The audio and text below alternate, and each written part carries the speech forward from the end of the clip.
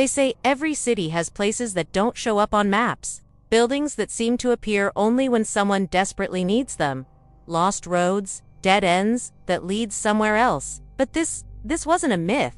It happened to Rafaela one rainy night in 2019 when her sister collapsed in the middle of their apartment, gasping for breath. Her phone had no signal, no Wi-Fi. She tried to ask at the front desk, but there was no one there anymore. But when she turned back, the building wasn't there, but there was no sign, no street, just normal buildings, normal roads, the fluorescent lights, the smell of disinfectant mixed with something older.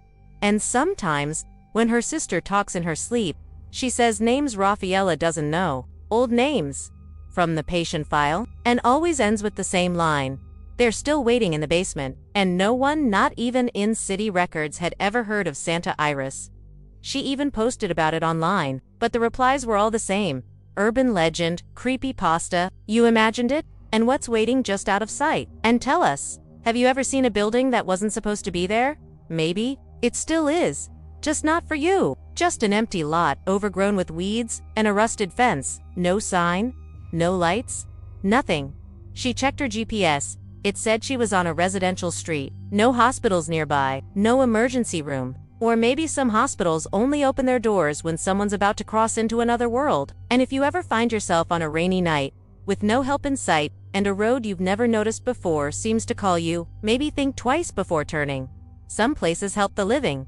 Others don't let go. She drove to the real hospital, where her sister somehow had just been admitted. Paramedics said they found her alone in the apartment. There was no mention of no trip, no Santa Iris, and no one could explain the strange hospital band on her sister's wrist, with a date that read June 18, 1994. No nurse, no security. The whole building felt empty. She wandered the halls, calling for help. Every door she opened led to rooms that looked abandoned. Dusty beds, cracked windows, equipment that hadn't been used in decades. And then, behind one curtain, she found a file. Her sister's name. Inside, there were notes, dated 1994. Diagnoses she didn't recognize. A photograph of her sister, but much younger. In black and white, panic took over. No ambulances available. Traffic backed up for miles. So Rafaela did what anyone would.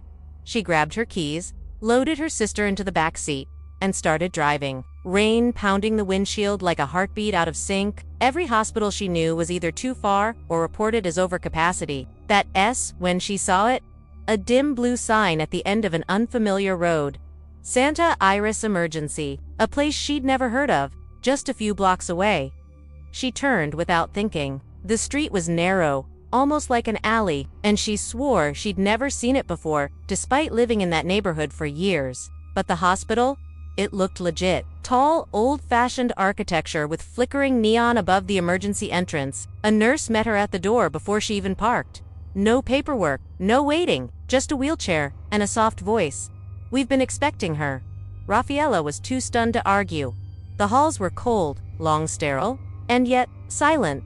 No beeping monitors, no pages over the intercom, just the sound of wheels echoing against tiled floors. They took her sister down a corridor Rafaela couldn't follow. She was told to wait, so she did. Minutes passed, then an hour. Terrified, Rafaela ran through the maze of hallways, until she found a stairwell and bolted outside. Rafaela tried to find the alley again. She went back during the day, retraced her steps, showed others the place she remembered. But here would she doesn't say out loud anymore? She still dreams about that hallway. So maybe it was stress, maybe it was trauma. If this story gave you chills, don't forget to like, share, and subscribe to Luna Sanguinis for more tales that blur the line between what's real